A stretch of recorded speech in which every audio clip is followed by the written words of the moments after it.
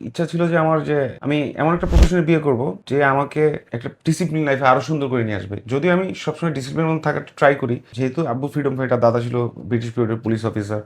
So আমার সাথে ওর ব্যাপারটা খুব গেছে আর কি, মানে ব্যালেন্সড হয়েছে, কারণ ওর মেন্টালিটিটা আমি বুঝি, আমারটাও বুঝে।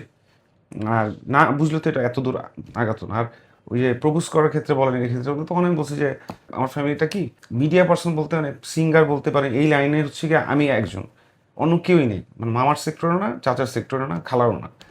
তো আমি আমি ইচ্ছা ছিল যে আমার যে আমি এমন একটা প্রফেশনে বিয়ে করব যে আমাকে মানে একটা ডিসিপ্লিন লাইফে আরো সুন্দর করে নিয়ে আসবে। যদিও আমি সবসময় ডিসিপ্লিনের মধ্যে থাকার ট্রাই করি, মানে অনেকে থাকে অনেকে থাকে না, আমারও অনেক জায়গায় দেখা যায় যে খামখেয়ালি থাকে, কিন্তু আমি যে জিনিসটা আর একটু ইমপ্রুভ হবে ওর সাথে আমার যদি হয়।